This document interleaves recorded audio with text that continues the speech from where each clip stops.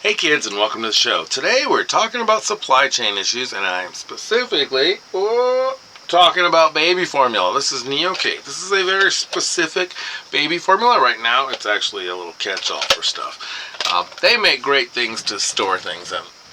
So I'm going to set that down. And we're talking supply chain issues. I've been talking about supply chain issues for a while now. I've been talking about how things are going to not be on the shelves. You're not going to be able to find all the brands of peanut butter. You're not going to be able to find all those things. And here, the prepper, the person that is thinking and always analyzing, has been trapped by a supply chain issue. So I held up that can. That's Neocate. It's a specific cow's milk allergy formula for our baby. Cow's milk allergy is probably the most common allergy that people don't talk about because it's internal.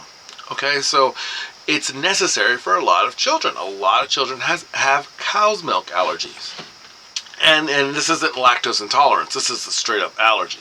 So we have to find this specific formula, and for us it's Neocate. And there's another brand called Elecare that are basically the same thing. They're both made by the Abbott company, I believe. So I know, don't quote me on that one, but I'm pretty sure they're all Abbott's, all of these. So we have Neocate. We go to buy a can and it is gone. Oh, by the way, this stuff is not cheap. You're talking, it's 25, 30 bucks for a can of formula. This stuff is $50. So this is a lot more expensive than your everyday formula. So when you go to buy it, it's usually there because people don't buy this stuff out of, people don't run in and buy this stuff. So it's not formula that's going to disappear off the shelves because people are hoarding. This is formula that's going to disappear off the shelves because babies need it. We have an older baby, 10 months old. So she is on regular food. She's eating really well. She does really good. We are going to be okay. She's going to be okay. She can eat. The real concern right now is the babies that are 1, 2, 3 months old that cannot eat anything else. They are 100% on formula. Their parents are freaking out right now. I guarantee it. Because even with us having a little bit still on hand and knowing that our daughter can eat other things, it's still something that's kind of makes you nervous because so formula supplements her regular diet. And when you don't have that supplement, you have to find it in other places, and you can't give babies empty calories. You need to take care of babies. So what's caused this shortage? Well, this one is a voluntary recall from Elecare, which is the other brand that we use. They recalled because they found salmonella and another bacteria in some product out of a plant in Michigan. So they've voluntarily recalled this. From their statement, their public statement, as of me recording this, said that none of the contaminated cans got to market. However, I did find this. Boom. You see, I don't know if I'll remember to put this picture up, but someone is selling cans that are part of the recall. And that is sick on a whole nother level. But we keep going. So the recall happens, and all of a sudden, people can't get Elecare. Well, parents that look up, what's the equivalent to Elecare? It's Neocate. So they go and buy up the Neocate. So now Neocate and Elecare are gone. Elecare has been pulled off the shelves. Neocate is not pulled off the shelves, but basically out of stock. So you go to the website, out of stock. Go to the Elecare website, boom, big banner.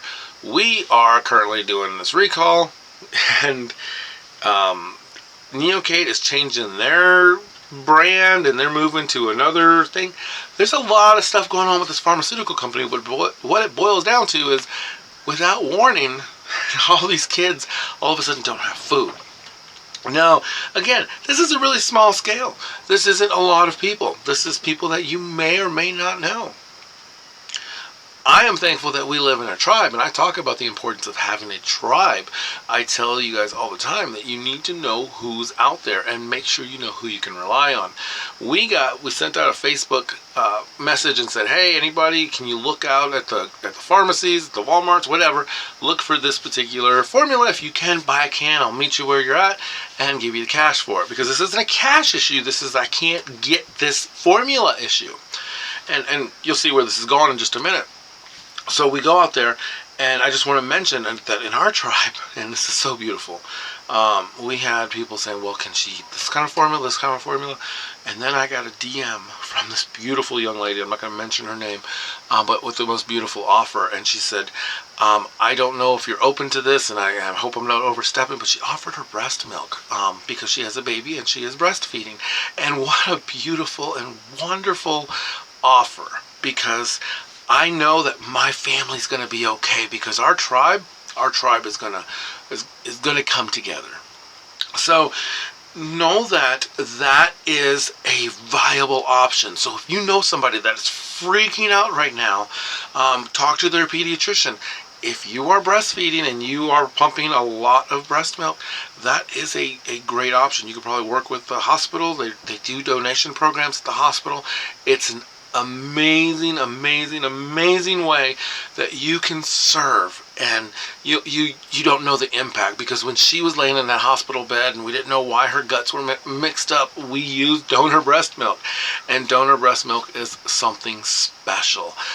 Don't discount it. So I said I was going to talk more about the supply chain and how all this is going to be important for everyone. Like I said, this is a small population right now. We're talking people with milk allergies, and we're talking about babies. Those are the ones that are freaking out.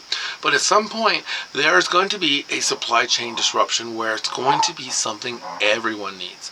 It can be something like fuel. It can be something like wheat. It can be something like corn. It can be something like your dog growling outside. Supply chain. And I'm back. I had to go deal with the dog that started barking and dumbbells and all kinds of other stuff. So, we're back to supply chain issues. And I'm not sure where we cut in, so I'm just going to kind of start back. So we were talking about the formula and how that has specifically only targeted one population. But as we look at these other supply chain issues, they are going to start affecting other people. So we've seen supply shortages in gas, and we are going to see supply shortages in wheat and corn. Right now, one of the big things coming over the horizon is that Russia provides a big portion of the world's fertilizer. So we are going to need to up our fertilizer output here in the U.S. Sure, we make some here, but we don't make enough. So come fall, when we're looking at that secondary crop, there may be some issues, because we're planting fields and everybody's starting their gardens now. It's going to be harder to find that fertilizer. And there are alternatives for the small farmer, not so much for the large farmers that are going to affect everyone. So as we see gas prices continue to increase, food costs continue to increase, people are going to have to start making decisions on whether or not they should feed their families, put gas in their car, or just curl up and give up. So if you've been listening to my channel, you know that I try not to be black pilled, which means doom and gloom, right? You've got your red pill and your blue pill from the Matrix, but black pill, doom and gloom. White pill, there's hope. So we are a channel of hope. We look at the doom and gloom that everyone is shouting about, and we look for the hope in it. The hope is this. We look back to our history. We look to the Great Depression and to our great-grandparents and how they survived. They survived by not having running water. They had outhouses and things. We have a lot of luxuries here in the United States that a lot of people in the other world, in other parts of the world, don't have. We have we have obesity problems among our poorest people, mostly because we feed our poor very junk food. I mean, it's trash. It's high fructose corn syrup, it's corn, we feed our population the same thing we feed cattle to fatten them up for the slaughter, and you wonder why we are obese. And then we get to the point where we're on computers all the time. I hope you're listening to this and not watching me, because I have a face for radio. But I hope that you guys are listening to this while you're doing something, doing a chore. Because right now, more than ever, you need to start kind of sitting back and saying, you know what, maybe I should use a washcloth. You know, I should just buy a big pack of washcloths and wash those rather than paper towels. You know, you have hand towels versus paper towels. Those kind of things are the kinds of things that our great-grandparents did. They didn't have this disposable stuff. So start thinking about what is disposable in your life and start getting rid of it. We were having a discussion about tools and things the other day, and we were saying, you know, some of these tools are very valuable. We can rent them out to people, lend them out, barter them for stuff. Some of them are luxuries. You know, there are things that are luxuries. So if it's a luxury, let's sell it, because it's not something someone needs. So it wouldn't make sense to donate something that's a luxury. However, sometimes you can donate luxury items. We are looking at, you know, what do we have? You know, are clothes a luxury item? Not really. So our clothes, they get donated. When we don't need them anymore, we can donate them. Some of the things that come with babies, some of the stuff you buy that we've gotten gifted to us, luxury items. And so they're not things that we're necessarily going to give away. We'll monetize that and use it to buy something else for the baby. You know, we always have to consider not only what we can get now, but what we can get later. And later is not going to be all the expensive microchip things, at least not for a few years. Right now, things are going to become very expensive. Microchips are getting more expensive. There's all the supply chain stuff. Maybe right before November, you know, the election time, the October surprise is everything's fixed. You go to the stores and everything's full. We don't know what's happening behind the scenes. But when you continue to print money and the answer to high gas prices is, hey, let's give everybody $300 a month, it's just going to continue to make things more volatile and make our dollar decrease in value, which is going to make cryptocurrency go up in value. So now is the perfect time for you to head down to the description and click on one of my links. We have mydigitalmoney.com down there. If you want to set up an IRA, something a little more traditional, using crypto, they can get you set up. There are professionals out there that can actually give you some advice. If you just want to do it on your own, I've got 2 apps down there, or 2 links for COINBASE and for crypto.com. You sign up with those links, I get a little something, you get a little something, and we're both happy. Also, if you need some great coffee, head down to that Scars and Stripes affiliate link, click on that, and buy some coffee. And yeah, like, share, subscribe if you like this content. And I would love to know what you think about supply chain issues. What do you think is going to be the first thing that's going to affect your family, or what's going to be the worst thing that's going to affect us globally? I have a feeling it's going to be the fact that we that dog, he's so silly.